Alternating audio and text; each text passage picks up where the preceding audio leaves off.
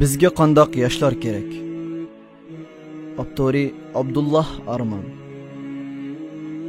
Agar men bir narsadan hayron qoldim desam, yoshlarning qadr-qimmatsiz ish harakatlari meni hayron qoldirgan bo'ladi. Abduqodir Damonla.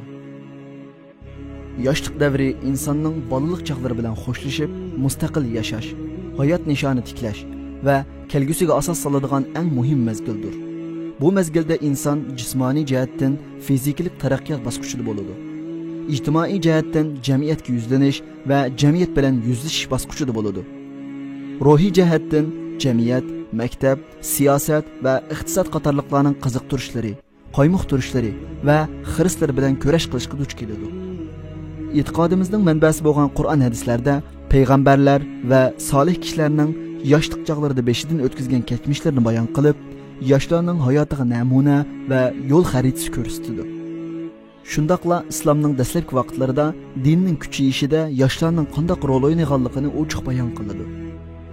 Yaqinqi zamon tariximizni varaqlaganimizda xalqimizning uyg'unish harakatlarida o't yurak yoshlarning qanday muhim rol o'ynaganligini, Abduqodir Damonlamning shogirdlari va ayni zamonda o'zini yetishtirib xalq uchun o'zini pido qilgan Lutfullah Mutallib, Mamtali Tavfiq, Abduxoliq Uyg'ur va Abdulaziz Mahsumlarga o'xshash yosh yozuvchi, shoir adiblarning hayot izlarini ko'rib olaymiz. Yoshlar millatning kelgusi.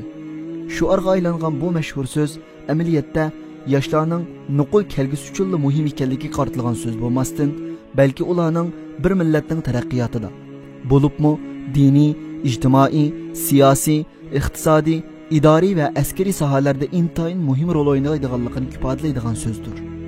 Bundan ilgari bizga qandoq otalar kerak, bizga qandoq onalar kerak, bizga qandoq artistlar kerak degandek kitob maqolalar yozilgan bo'lsa-mu, millatning eng asosli kuch manbasi bo'lgan yoshlar haqida bizga qandoq yoshlar kerak degan temada nihoyat oz qalam tavritildi.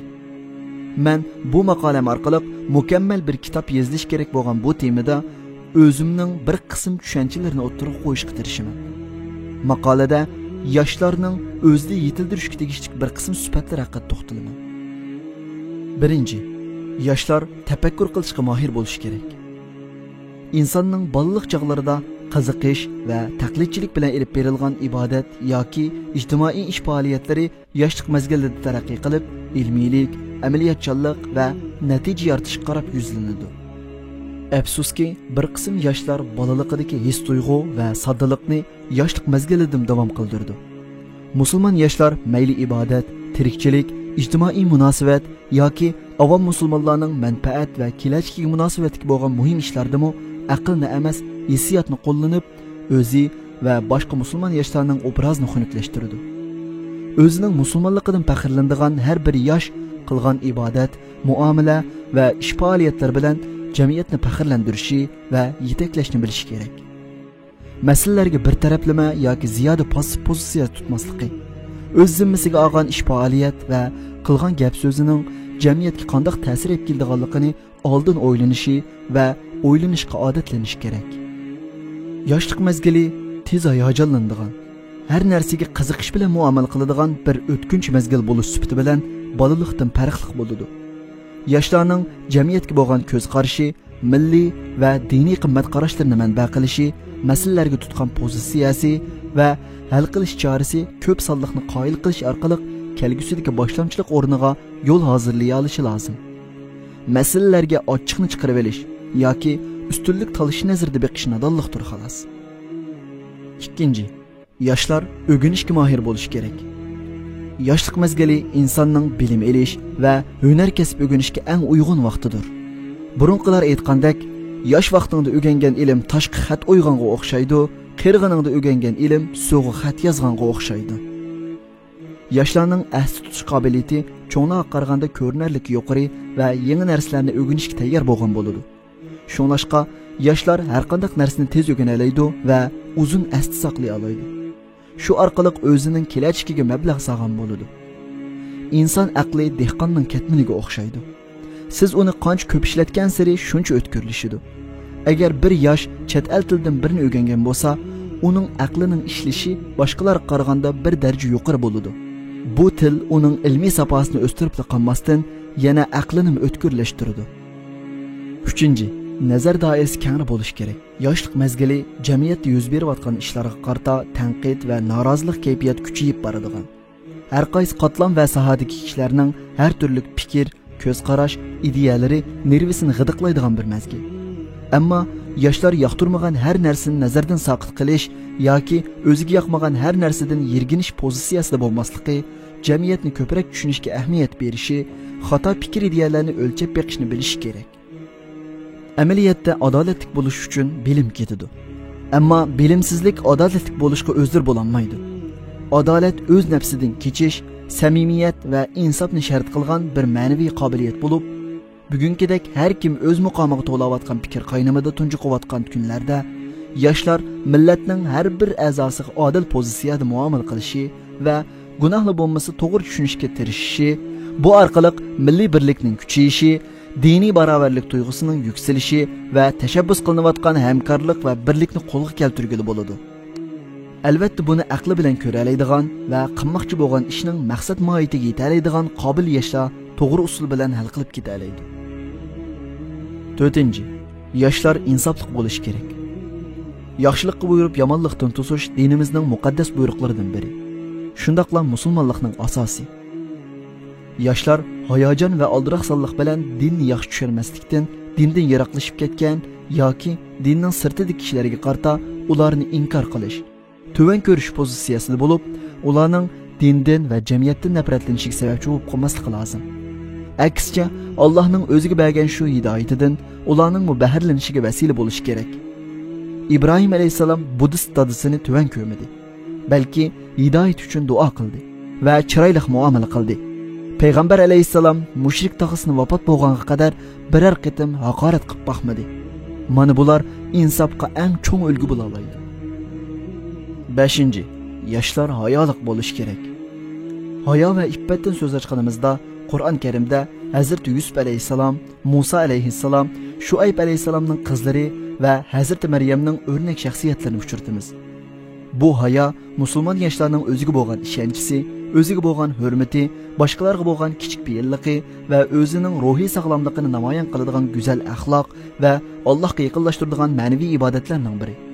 Musulmon yoshlar faqat atrofidagi kishilardan emas, tarixidan va kelajakdagi nasllardan, eng muhimi Allohdan haqiqiy ravishda hayo qilish tuyg'usiga ega bo'lishi va bu tuyg'u bilan o'zini kontrol qilishni bilishi kerak. 6. Yoshlar yordamso'yar va boshqalarga ulgu bo'la oladigan bo'lishi kerak. Hamma kishi cho'nqur tafakkur qilish qobiliyati va buyuk natijalarni yaratishga qodir bo'lmaganidek, cho'qim yangilik yaratish yoki jamiyatni butunlay o'zgartirish talab qilinmaydi. Ammo Uyg'ur yoshlari hech bo'lmaganda o'zining axloqiy va taqvoligi bilan o'zidan kichiklarga ulgu bo'lishni o'zining g'oyis qilish kerak. Yusuf alayhisalomning zindondagi vaqtida turmudoshlariga yaxshi muomala qilishi, qo'lidan kelishicha moddiy va ma'naviy jihatda yordamda bo'lishi, Allohning u kishini muhsin deb atishiga sabab bo'lgan bo'lsa, Payg'ambar alayhisalomning yosh vaqtida ayni chog'dagi arab jamiyatida yomrab ketgan zulm va nohaqchilikni tuzash maqsadida qurilgan xayriyat uyushmasida aktiv rol o'ynashi yoshlarning islohotchi bo'lish xaritasini chizgan. 7. Yoshlarda yuksak g'oya va himmat bo'lish kerak. Yoshlar o'zida fidokorlik va o'zini beg'ishlash ruhiy tildirish bilan birga niyatini Alloh rizoligiga chambarchas bog'lagan holatda har kun va har daqiqasini vatan millatning kelgusi uchun sarf qiladigan fidokor ruhiy tildirish kerak. Tariximizda bizga namuna qoldirib ketgan shaxslarimizga nazar solsak, Lutfullah Mutallibning 23 yosh, Bilal Azizining 24 yosh, Seyit Nochining 26 yosh, Abduxoliq Uyg'urning 33 yosh, Mamtali Tavfiq Apandining 36 yosh, Zaydin Yusufning 26 yosh, İffat qahramonlari Nuzugum va Rizvon Gullarning 19 va 20 yoshlar ekanligini ko'ramiz.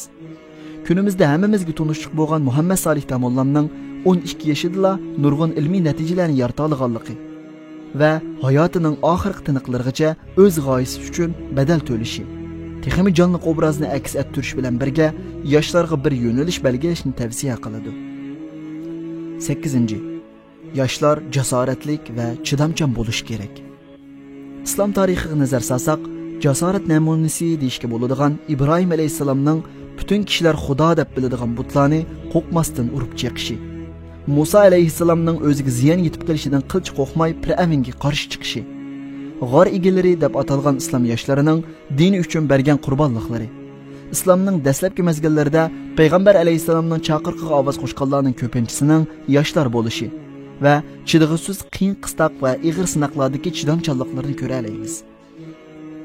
Bizning vatansizligimiz, ota-onalarimizdan ayrilib qolishimiz va iqtisodiy jihatdan nachar ahvolga tushib qolishimiz bizni ruhsizlantirmasligi kerak. Aksicha buni fursat deb bilib, o'zimizda jafo mushaqqatlarga bosh egmaydigan kuchli psixik yetildirishimiz va Qur'on hadisdan ruhiy kuch olishimiz kerak. Payg'ambar alayhissalom Buxoriy rivoyat qilgan bir hadisda, agar Alloh bir bandani yaxshi ko'rsa, uni imtihon qiladi deydi. 9. Yoshlarda kuchli mas'uliyat tuyg'usi bo'lishi kerak. Yoshlar imkoniyat yor bergan ishlarda xolisona tuhfa qo'shish ruhini yetildirishi zarurdir. Jamiyatdagi har bir xizmatning boshqalar tarafidan o'ziga vazifa qilib berilishini kutib o'tirmasdan, diniy va millat uchun foydali deb qaralgan ishlarni o'zligidan qilishni burch va sharaf deb biladigan xolisona ruhni yetildirishi. Qilganlarning badaliga boshqalardan yoki jamiyatdan qandoqdir bir badal yoki mukofot tama qilmaslik kerak. Yoshlar o'zini tunib yetgan vaqtida xalq uchun qilishga tegishli ishlarning naqadar ko'p ekanligini his qila oladi. Har bir yosh imkoniyat yor bergan doirada qilayotgan ishini bu mening mas'uliyatim degan tushunchada ep bora olganida jamiyat ijobiylikka qarab taraqqiy qiladi. Din va millatning xizmatini qilayotganlarning xizmati biroz yengillaydi va go'zal istiqbolimiz bizga qarab yuzlanadi. Endi horulluq, bexudluq, ahmoqlik va tamtirashlarga xotima beradigan, o'zimizdagi illatlarni yo'qotib, davrning bizdan qilinayotgan talablarga o'zimizni hozirlaydigan, yangi davrning sirtida qilavermaslik uchun bor kuchimiz bilan tirishadigan vaqt keldi. Shunlashqa Uyg'ur millatining kelgusi, istiqboli va umidi hisoblanadigan har bir yosh o'g'il qizning millati, dini va Uyg'urlik kimligining o'zidan nimalarni talab qilayotganligini bilishi va o'zining bu millatning kelgusi hokim ekanligini unutib qolmasligi kerak. 2020 yili 8-oy. Turkiya, İstanbul.